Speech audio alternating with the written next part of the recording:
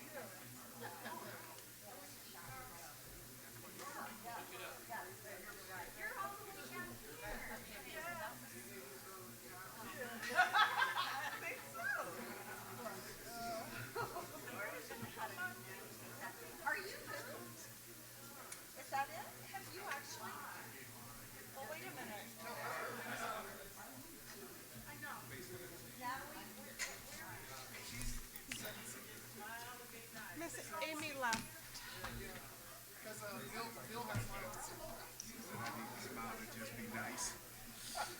Sorry. This is temporary. This is not how it's supposed to be. Remember when she's not here, we're supposed to shift down and we're supposed to put on our Oh, I did not. No, yeah, we talked that. And so now she's like all on the other side. I did not know that. I'm sorry. Yeah, so Everybody shifts down. Okay. because that way she's still on that. And then if everybody's here, then I do not. Would you need the phone for? I do. I need a phone to call her because mine's going to go out. Use mine if you don't remember. You're welcome to. Okay. That one, Doesn't have. Oh, come on, come on. What's the problem? There, it's not. Oh, caps lock. One moment. Okay, there it is. Session opening. There we go. Okay, I've got it. I'm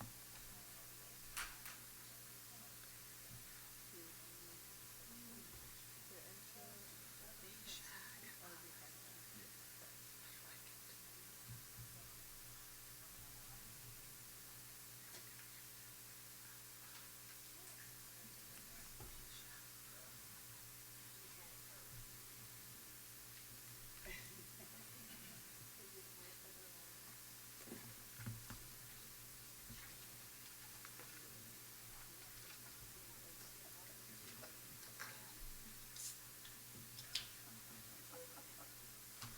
I think she's got the courage to do that. I'm calling her right now. Hello? Asia, it's June. Hi, June. I have Skype going ready. Okay, I don't have Skype up. We're gonna have to do, can you do FaceTime? I don't have an iPhone, but you can video call me, yes? It's not juice, baby. It's frozen. Okay. Can you see me now? Oh, my goodness. Okay. We're in the meeting. Okay. Okay. This is on. Hey, Phoenix. Oh, it's on. Look at you. You do want one?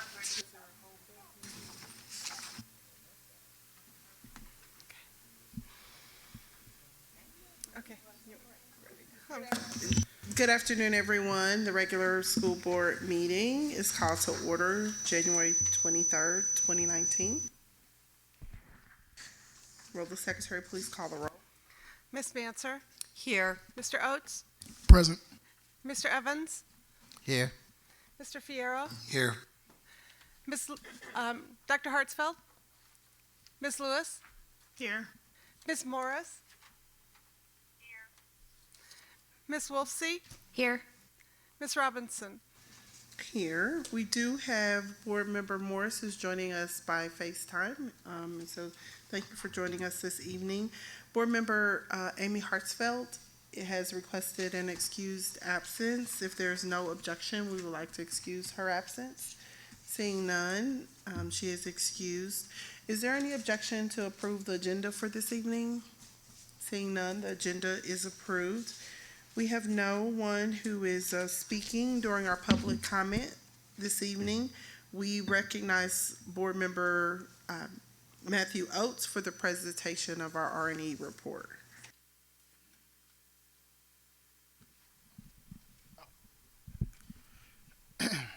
Thank you, Madam Chair. So this is our board, our monthly board expenditures report, revenue expenditures report, for as of the end of December 31st.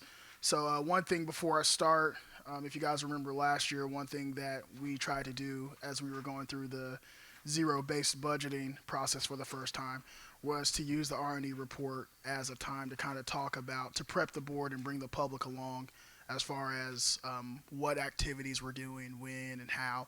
And so, and this R&E report at the very end will, Ms. Quinley will kind of tell the board and the public about some topics such as how the finance and instructional teams work together in creating the budget, what policies or laws kind of guide them. So we have board policies, we have state laws, we have MSBA laws, administrative policies, how they go about assessing the current district, what's working, what's not, what needs to be improved, things like that.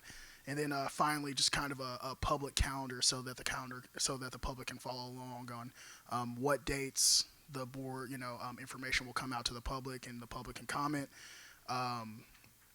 When the administration anticipates presenting a final budget and when a new budget has to be passed, state law, all that. So that'll come at the end of this report so we can hop into the normal report that we have.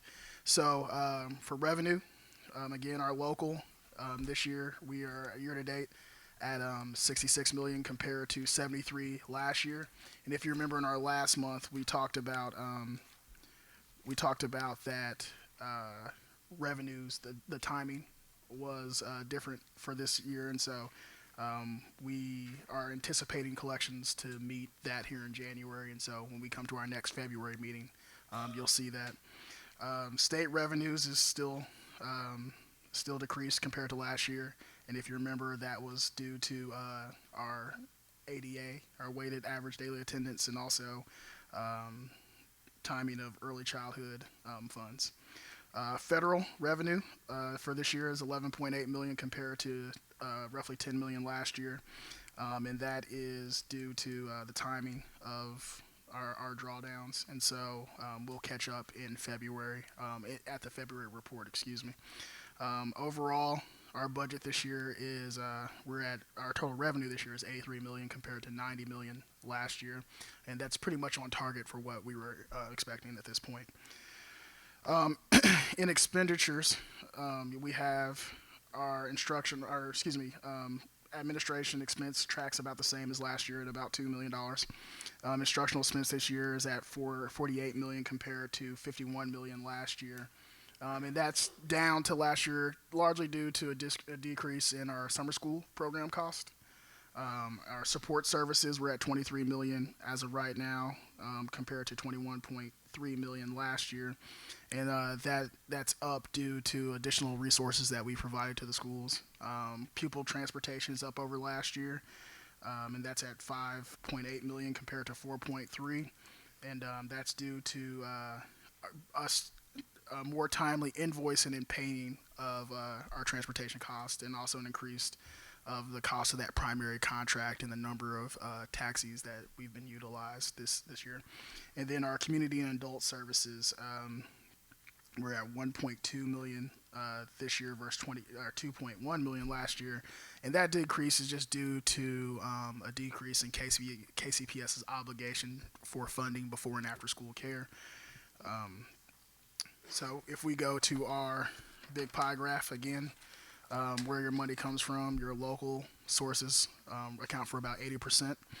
Where the money goes on the next slide and again, you get to see that instruction and direct classroom account for more than half of the district's expenditures. And then finally, our revenues and expenditures chart. And so as you see, our blue line, which is our revenues, and the red line, which are our expenditures. And so ideally, again, you always want to have your blue line over your red line. That means you are bringing in more money than you're spending. And as we've discussed consistently, that you anticipate that blue line coming down over after January. And so it would be anticipated, and it looks like we're on track for next month to make that crossover and be in the blue for the rest of the school year. So I'm going to go and transition now to Ms. Quinley's presentation on the items that I addressed at the beginning, and then after that we can have any questions. Thank you, Mr. Oates, and thank you for asking that we begin to share this as a reminder for ourselves and the community as to what happens between now and the time a budget is adopted in the spring. Just as a reminder, it is a statutory requirement in the state of Missouri that a Board of Education adopt their budget by June 30th. And what happens if we don't do that is the current budget in place is the budget we have to live under until we have the opportunity to do that. So clearly it's always our goal to make sure that we meet that by that June 30th deadline. So some of the policies, which are on the administrative side always tied to Missouri statute when you read those, but we have board policies and administrative policies that both really guide this process, and we've listed them there for you. The equity policy that specifically addresses allocation of resources, instruction, and opportunities according to need. We're doing that more and more, particularly last year and this year, using the tiered school model that Dr. Shepard and her team developed, and then we are just using fiscal resources to support them in that. Fiduciary responsibility of the board. Of course, the board is inevitably accountable for the performance of the district academic achievement of its students, and that is largely achieved through the resources we allocate. And 4.4, financial planning and budgeting, just calls and tells us as an administrative team that planning and budgeting for any fiscal year, part thereof, shall not deviate material from the ends, which we know is that growth in student achievement. Administrative policy, DB, is standard policy that you'll see all districts in Missouri has, relating specifically to our obligations to manage the resources and to establish the budget as set forward under state statute. This is really tiny, so I apologize if you don't have it right in front of you. This is our budget timeline. We're on track right now, working at the end of January there with those three primary items around talking about what we believe the priorities to be next year for our budget and sharing that information out with our departments. So next week, each department and building will receive their zero-based spreadsheet, and it will show them last year's information, this year's budget, this year's year-to-date, and then give them the opportunity to fill in requests for next year. And then we will vet that collectively as a team, looking through the lens of equity and the need to address our schools that have the greatest need and how we work within the total confines around that. The primary line I made bold in April. That's when we'll hold our public hearing where we share the primary objectives and recommendations of next year's budget, not the actual budget, but that gives our public an opportunity to hear what the board is going to receive as ultimate recommendations and provide input and feedback on that.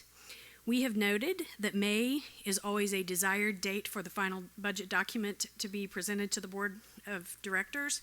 This is in this year. we realize that might be a little soon because we realize we're going to have a transition in the size and makeup of our board, and 1 month after we've been elected might be too soon, so we always have June as our backup date there for that final approval. How finance and instruction intersect. We are, again, as I mentioned, using that instructional tier to drive class size determinations, staffing allocations, other resources, and focus on compensation areas of need so that we really are paying attention to the areas that have academic need. That's the same process we used last year. And so we'll be working with Dr. Shepard's teams particularly, and Dr. Cordova's teams, because they received the largest additions to the budgets last year, student supports and curriculum instruction in schools. And we'll be looking at how the budget was prioritized last year, asking them to check in on that.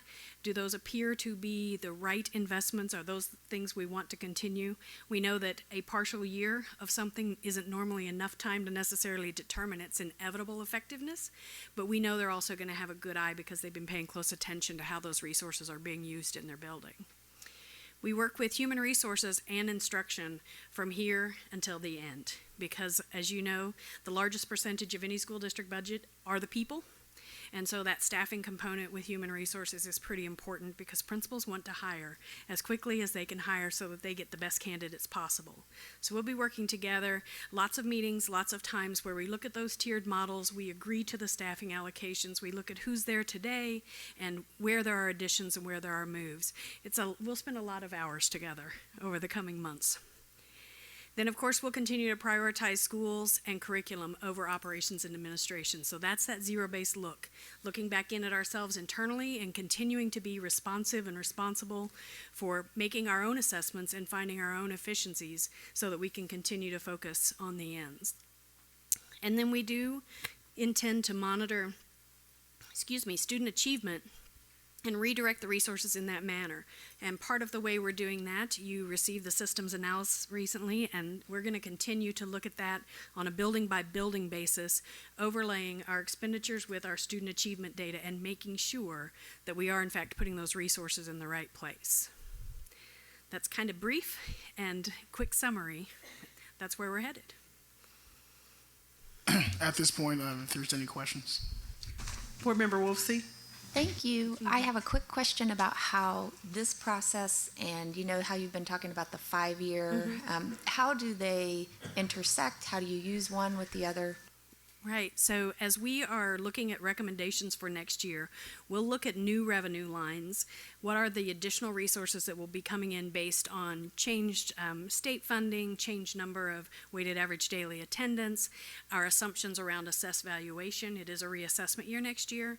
And then also, we're working right now on what is the cost of the agreed to salary increases in our CBAs. What is that percentage equal to in dollars?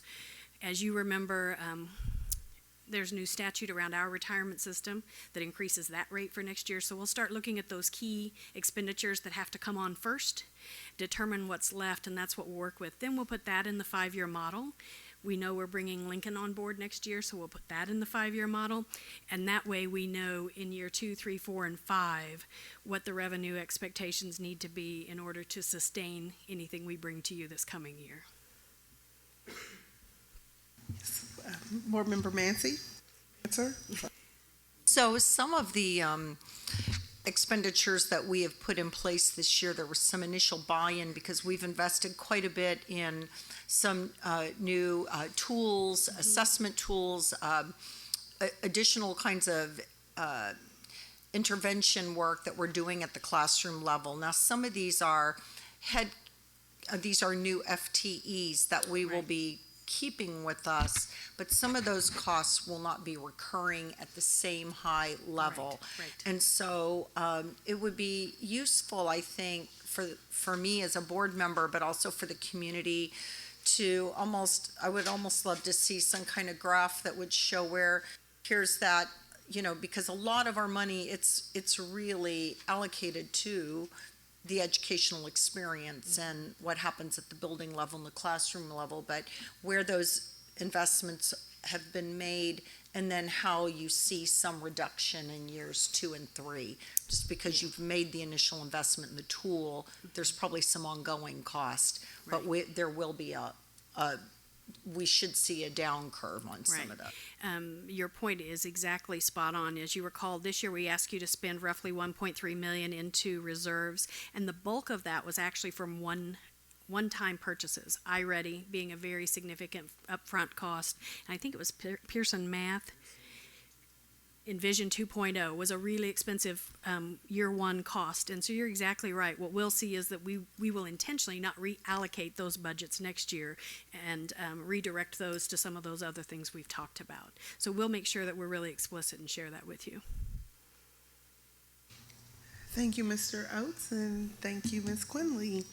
The chair recognizes Board Member Wolfe to go over our communications and community engagement report as well as our legislative update report. Thank you, Madam Chair. Technically, do I need to come down there to get the clicker?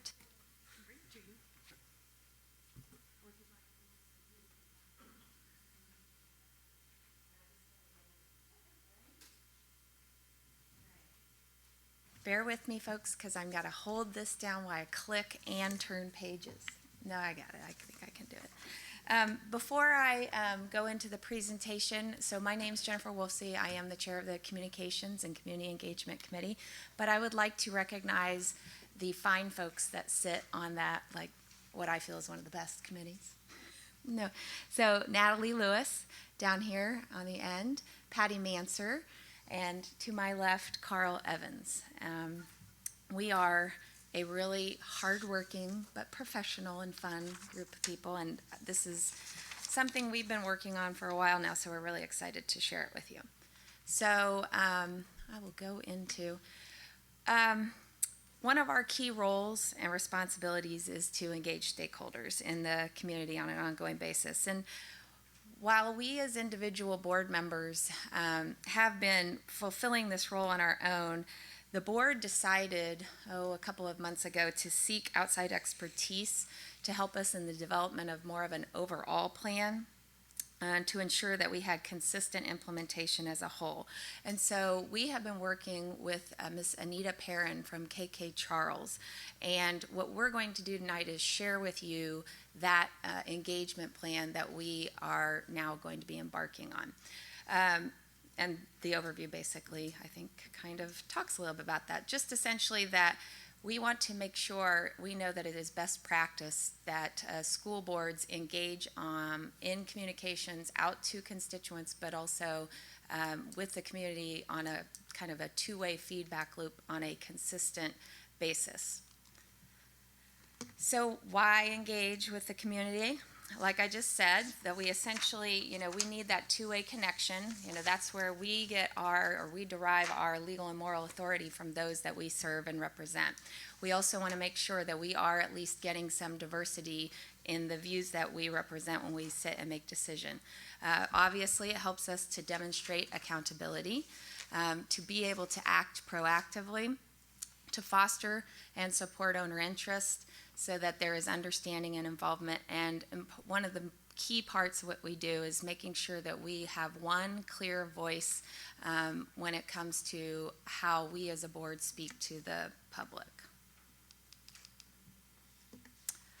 Some of our goals, and we actually established these almost 3 years ago when we got seated as once the new board got seated in 2016, but we did want to create a culture of collaboration, inclusiveness, and transparency and accountability with our stakeholders. That we wanted to make sure that we were having proactive, meaningful engagement, and that stakeholder voice, no matter if it was a parent, teacher, community member, was present when we were deliberating and making decisions. Some of the ways that how we were going to get there, this is the part that we kind of, as I mentioned in the beginning, some of us were kind of a little better than others on engaging, but we want to get to a systematic, continuous public engagement process, and that we wanted to make sure that the relationships we had with our stakeholders were actually going, I can do it, I'm good. Thank you, with the stakeholders, and that we were ensuring that accurate information was going from, about the board and the district and the efforts was readily available and easily accessible to all the stakeholders. Some of the messages that we have been focused on, that we'll be going out with the plan, that we wanted to make sure that people knew about our current efforts on behalf of what we see as a stable and academically improving district, of course in pursuit of that full accreditation. That we are focused on the public ed landscape, making sure that that system works for all the students, not just for a portion of the students in Kansas City. And that we want to make sure people understand we are ready to collaborate with the community towards building high quality pre-K, and that we also wanted to we're trying to get the public to develop a better understanding of what is our role in board governance, board policy, and the relationship a healthy relationship that would exist between a board and a superintendent, where those two things interact. So this is kind of the meat, really, of what we wanted to share with you tonight. That's why I kind of was going a little bit fast, sorry. The plan itself will take into account, we look at it as there's 3 stakeholder audiences, but really we see them in 2 categories. One is internal. The internal would be anything that kind of touches KCPS. So that could be at the school level, that's parents, teachers, staff, and then kind of surrounding community, and even at the district level. So that's here at central office, some of the district level functions that maybe aren't at a school level. Then we also have, and we think of those as internal, so those are kind of KCPS. The others are external, but we've put them into 2 categories. The 2 categories are kind of a localized neighborhood community external, and then more of a greater Kansas City external, and I'll give you some examples. In those, the greater Kansas City community would be something more like a Chamber of Commerce in Kansas City, or a Hispanic Chamber of Commerce, or even some of the civic organizations, Central Exchange, some of those. But at a localized neighborhood level, there we're talking about your neighborhood organizations that kind of surround your public schools, maybe even some of your localized business entities. So those could be some of the, thinking of Troost Alliance, South Kansas City, I always forget what CA stands for, but SKCA. So those sorts of organizations. The messages were what I had kind of gone over in the previous slide, and the tactics, that's going to be based upon who the audience is, the message, and the objective. But some of the examples that we'll be doing will be, for example, at the stakeholder level being the school board members can obviously attend schools to do school visits. They can also attend school level parent meetings or student athletic events to engage with community there. At that localized neighborhood level, we're talking about things such as attending neighborhood and business association annual meetings or events, and using a tool that we're developing called a listening post to gather feedback on particular items that we want to know more about. When and where. So this is the part that I want to, we're building the plan while we're using the plan. So the old analogy of building the plane while we're flying the plane. And so we do actually have quite a number of community organizations, neighborhood associations that we currently have in a database of folks that we engage with. We also have a number of those internal activities, so KCPS related, but also external activities. But we need to ensure that we are getting to everyone that wants us there, or that you think we need to reach out to build a relationship with. And so what I'm asking the community at this time, I would like to encourage those, if you know of an organization that you think we need to be aware of, that is my contact information. I'm the chair of the committee. Please email me that information, and I will reach back out to you, Claire, to let you know if we already have them, or and get that contact information, because we would like to really develop this database. Once we've developed the database, what we'll be doing, so that the final pieces of that will be put into place over the next 2 weeks, we will begin to use, this board will begin to use the number of events that are available to us that meet, with those various stakeholders.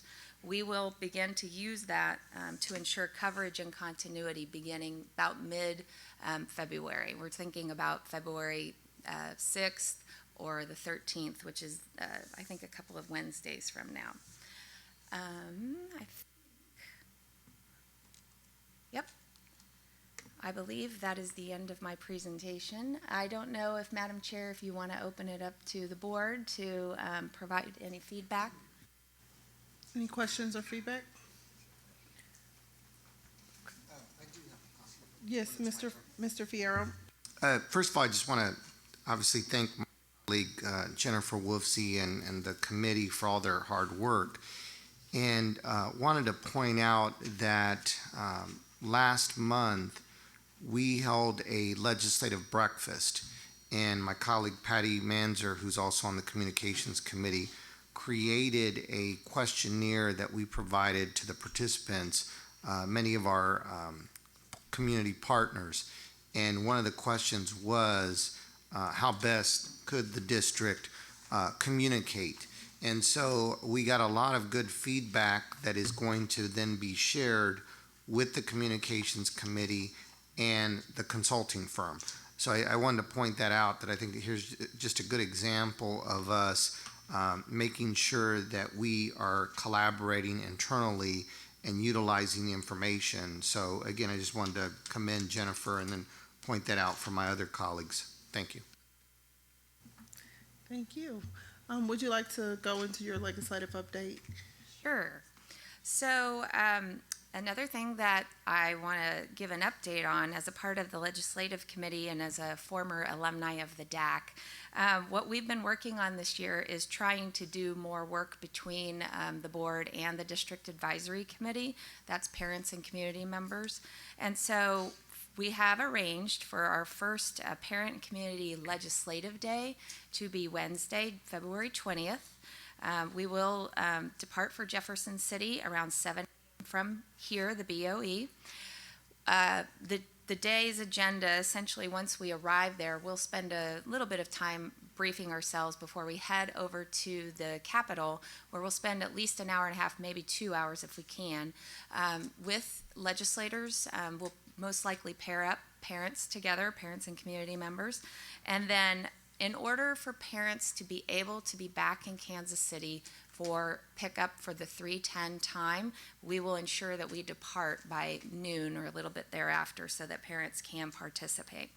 But in preparing for that, this Saturday, the DAC is hosting a legislative advocacy training from 10 until noon at the Central Library. And if parents are interested, or community members, in either the legislative training or the legislative day, and you do not have to attend the legislative training to attend the legislative day, you may email Susan Stocking. She is the chair of the DAC, and her email, if it's okay, Stocking, SKC, @gmail.com, and she would like to just know so that she can plan for you either on Saturday or on Wednesday the 20th. So we're really looking forward. This will be the first time we've done this. I know we'll learn a lot, but I'm really excited about the opportunity. Thank you. Now for our proclamation for guests. Okay. You have a report regarding MSBA? Okay, Mr. Fierro. So just wanted to report out that the Missouri School Board Association annually hosts a legislative forum for school board members to learn about legislation impacting schools. And members of the Government Relations Committee, as well as some of the other board, will be attending on Monday, February the 11th, 2019. The day, it's a full day, pretty much starts with a general session in the morning where they have guest speakers talking about not only statewide legislation, but national legislation that we need to be aware of. And I just recall last year we had a representative from the Arizona Department of Elementary and Secondary Education, and he was talking about all of the way he put it, he said everything that's been tried, it's been tried in Arizona. So from charter schools to vouchers, you name it, they've had it. And so it's a really good day of learning in terms to understand what is happening around the country and what may be coming our way. And then we have lunch, and then in the afternoon, we spend time visiting our state elected officials and sharing with them our priorities, and that has been shared with the general public about a month ago. So just wanted to share that once again, that's Monday, February 11th. Those are my colleagues that would like to join us. Typically, it has been Jennifer, myself, Patty, and Madam Chair has come and made testimony, and at times Dr. Bedell. So just wanted to report out. Thank you. Now for our proclamation of Gladys Long Holmes, we recognize Board Member Evans to make this presentation. The board was asked to do a proclamation for Ms. Holmes. And this was Ms. Holmes' 104th birthday. Whereas Gladys Holmes is being honored for her 103rd birthday. I think I said 104th, I mean 103rd birthday.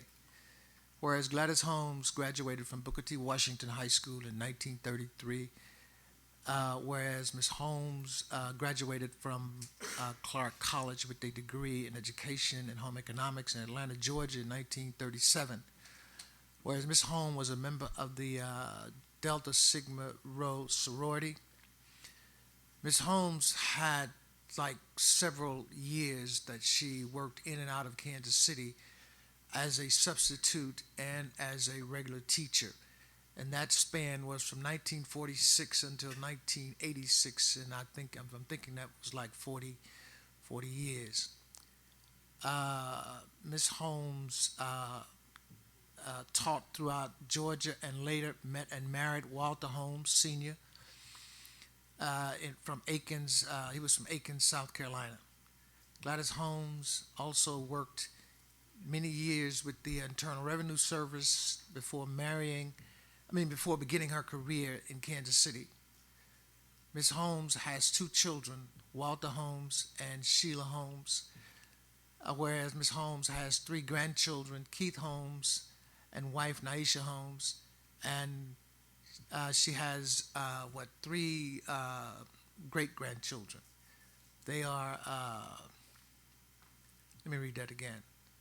Ms. Holmes has three great-grandchildren, Kellen Holmes and wife Naisha Holmes, and Karis Holmes. She has three great-grandchildren, Kellis Holmes Jr., Zanaya Holmes, and Malachi Curtis. Be it resolved that Ms. Holmes, the Board of Directors extends respect, gratitude, and honor for her birthday, given in this day, Kansas City, Missouri, 23rd day of January in the year of our Lord, 2019. Melissa Robinson, Chair, the Board of Directors of the Kansas City, Missouri School District.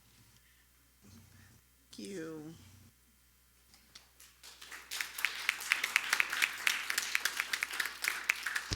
Is there anyone here to receive this proclamation?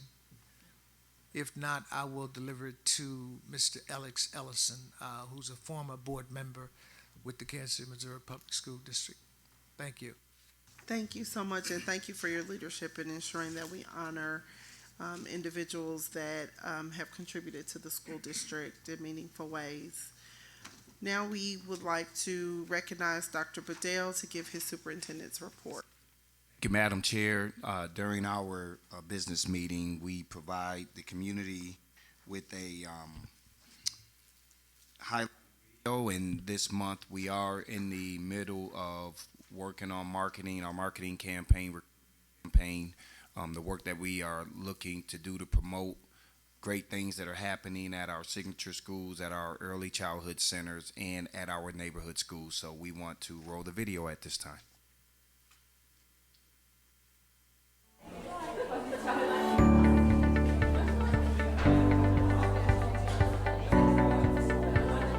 We are KCPS.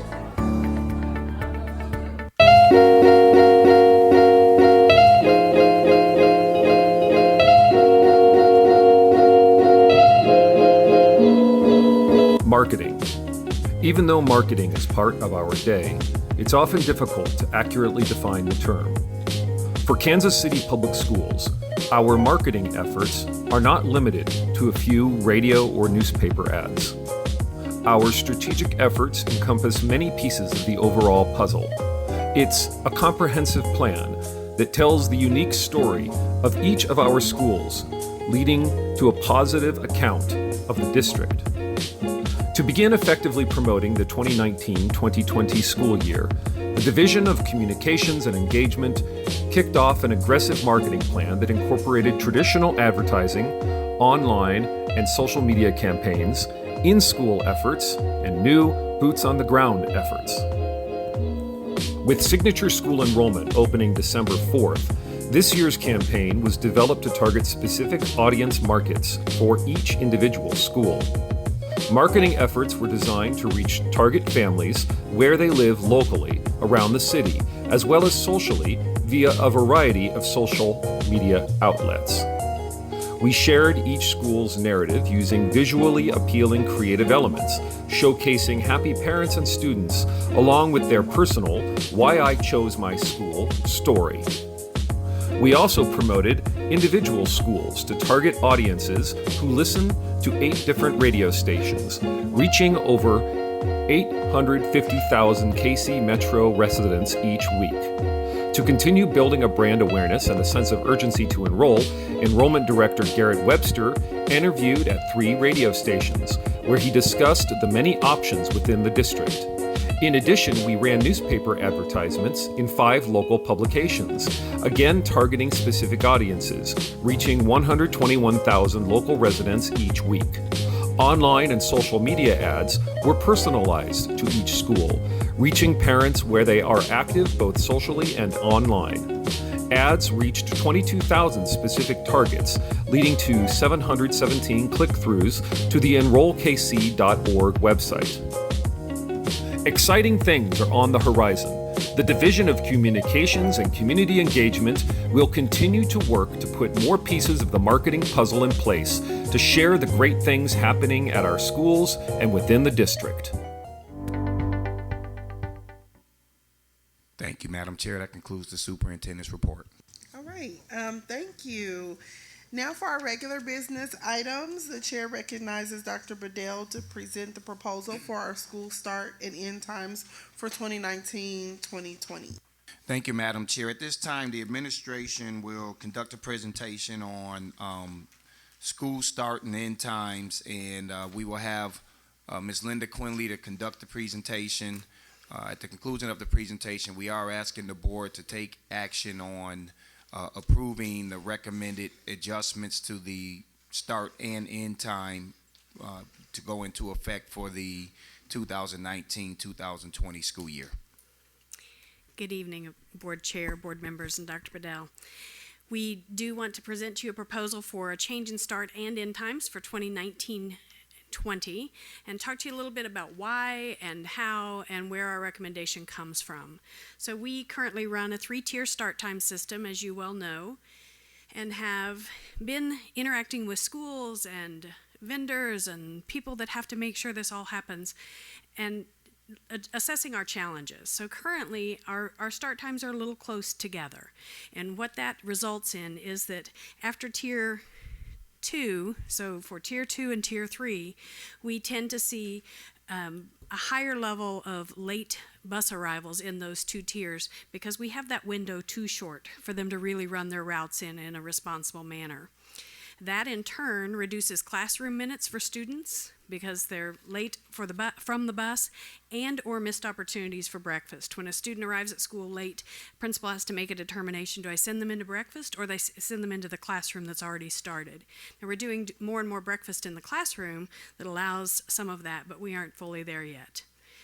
At the end of the day, I think if you talk to people who work in particularly the Tier 3 buildings, you're going to find frustration from our staff because consistently they need to stay a little longer because someone has to supervise children and make sure that we're having safe bus load afterwards.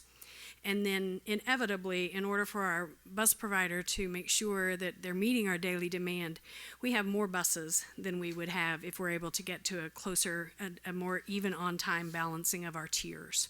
So those are the challenges we were looking to address when we started down this path. This is our current start time by tier. Again, you see tier 1, 2, and 3. The first tier starting at 7:20, the second tier starting at 8:10. Remember, we're sort of targeting an ideal 1 hour difference between those tiers. And the third tier starting at 9 o'clock. So we've got 50 minutes between those tiers right now, which again, making it really hard to turn those buses around and get back out to that next tier and be on time. You can see the schools by tier, so that it is our elementary schools and our middle schools in tier 2, and then elementaries in tier 3. Important to note, I think that we do have, I think Dr. Shepard can check me, but when we look at that tier 3 list, we have 4 of our third tier instructional schools in that tier. And so if we're getting them late to school every day or late to breakfast every day, we're certainly not meeting what we'd like to do for them academically. So what were our goals as we started on this? Our goal, apologize, I see a typo there. Our goal was to allow for adequate time between the tiers to make sure we are better able to service and be on time. Again, target of an hour. And in return, we get those things that were our current challenges. We increase classroom minutes, we increase access to breakfast, and we reduce overall the number of buses needed because we can become more efficient, and that results in savings. It's been estimated to be between $250,000 and $350,000. So this is the proposed start times for next year. Tier 1 does not change. Tier 2 starts 10 minutes later, getting that 1 hour difference between those tier 3, which would put 20 minutes on tier 3.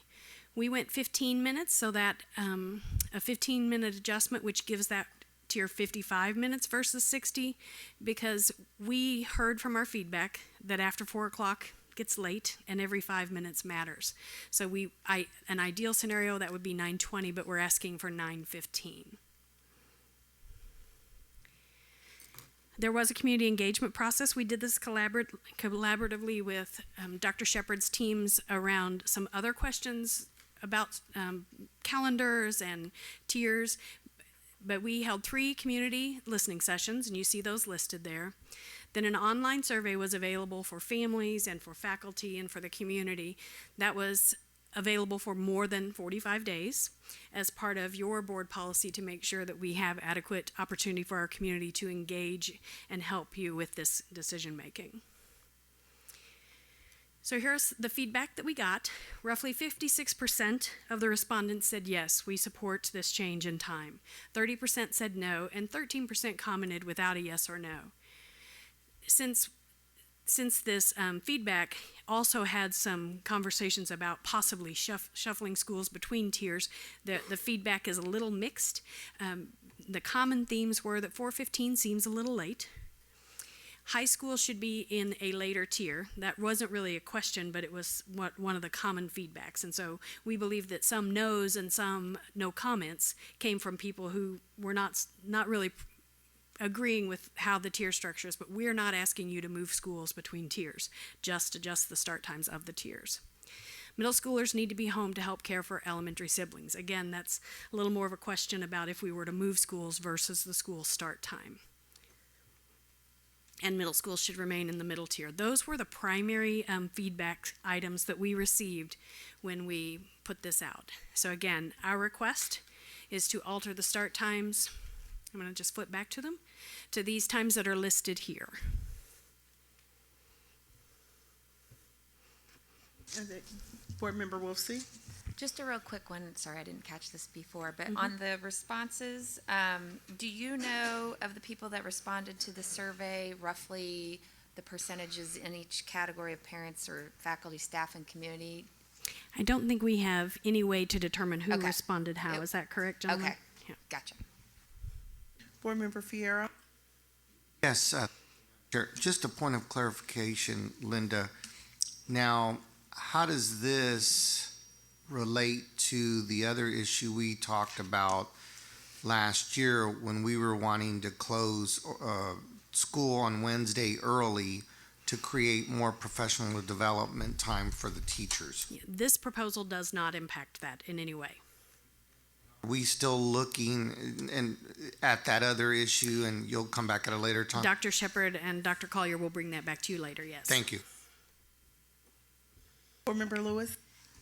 Just wondering, thank you for certainly having the current and proposed. That's very helpful. On the percentages, as far as the feedback, how many people did we talk to? And how many, sorry, we I don't should- know how many parents. Yes, we do. I'm sorry, I should have given you that. 749. So 749, Took but the that survey. included Staff. staff, parents, so we don't know how many parents we actually talked to. Correct. Board Member Mansur. So, and I didn't want to rip my sheet up here, but you did move some of those schools that who are current in the tier 3 into? No. No. They would stay in their same Right. track. This Okay. does not move any schools. It just alters start and end time. Okay, and then as we move students, particularly for a tier 3 school with a 9 a.m. start time, that may have some effect on working families who have to be at jobs. But all of those schools have before school care. Correct. Link So will be that does available. not change. The start time of the before school care also does not change. Correct. We'll be there at the same time. We'll just have 15 minutes longer of care. Okay, great. Board Member Oates. I guess piggybacking on what Ms. Mansur was saying as far as the tiered model. I know we had talked about in the past, I think when we were talking around bus routing, that there were possibly some efficiencies to be gained by realigning those tiers. Is that still something we're considering for this next coming school year? Right, and that will happen after conversation that Dr. Shepard has around calendar and whether or not we do move between tiers and get them perfectly balanced. Okay. And so if we decide on some, if we think that's a way to go, there'd be an engagement period with those families. Yes. We've actually held that engagement period simultaneously to this. They're still in conversations with the union because workday is a negotiated item and calendar is a negotiated item. Okay. So on that, because we don't necessarily know if it's parents or teachers, but do we know what school that they belong to at all? Or? Only if they referenced it, I believe. We did not Okay. ask that question. Some did tell us that in our data here, but it wasn't a question. So when we talk about coming back, we would potentially re-engage schools that could potentially be affected by a tier switch. In this engagement, the possible tier switches were shown. So we do have that data. It's just in a different survey set than what I'm sharing with you because this survey set's about the start time. Gotcha. Okay, thank you. Yeah, I did want to add. It is a progression and a phase-in process.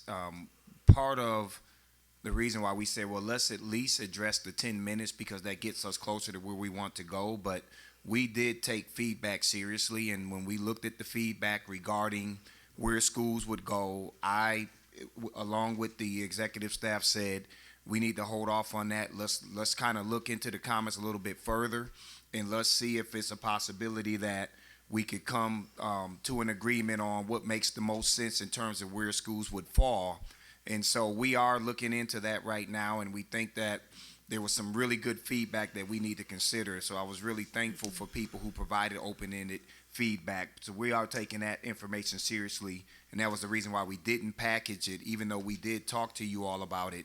We didn't package it because we need to really process more of what the community was saying about certain schools moving to certain tiers. Board Member Evans. Dr. Adele, a smooth opening of school kind of sets the tone for the entire year. Year one, when you got here, was busing was a total disaster, if you recall. And last year, you worked out the kinks. Now, what are you doing? What did you do this year to make sure that year three is a repeat of year two? Yeah, I think it's continuing and depending on who we decide to go with, because we know in the next 3 weeks we will bring to you all our recommendation for our transportation contract. But it's the same process. I mean, we really did engage with the two companies that worked with us, Transpar and First Student, and we basically said we the three of us have to work together in a collaborative manner to make sure that what happened in year one will not happen in year two. And we think that we will continue that. We have a set of high expectations around really looking at customer service, but the transportation companies can only do so much. If the way that our system is designed, when you think about the amount of time between tiers, we were already set up to have an impact negatively on students getting to school on time. And so that's part of what we're doing today, is to address that. And then because we think that would even improve it even further, because we did have a much better start this year than we did in year one, and we're in, year two, because this is year three. I can't believe it's already year three. A much better start in year two, and then this year it was great. So we will continue that process. Did that minority contractor get any work? The one from the first year? Is that day transportation? I think so. We don't have a current contract with them, and I'm not certain that they are still providing student busing. It would now be in order to accept a motion to approve the item of the school start times and end times for the 2019-2020 school year. So moved. Second. It is moved and seconded to approve the school start time and end times. Is there any debate on this motion? Will the secretary please call the roll? Ms. Manser, Yes. Mr. Oates, Yes. Mr. Evans, Yes. Mr. Fierro, Yes. Ms. Lewis, Ms. Lewis, Yes. Ms. Morris, Ms. Wolfsey, Yes. Ms. Robinson. Yes, there's a majority in favor and the proposal is approved. Is there a motion to approve the consent agenda? So moved. Second. It's moved and seconded to approve the consent agenda. This will be a roll call vote. Those in favor respond yes. Those opposed respond no. The secretary call the roll. Ms. Manser, Yes. Mr. Oates, Yes. Mr. Evans, Yes. Mr. Fierro, Yes. my screen down. Ms. Lewis, Yes. Ms. Morris, Ms. Wolfsey, Yes. Ms. Robinson. Abstain. This brings us to the conclusion of the agenda. If there's no other matters to come before the board, the meeting is adjourned. We will meet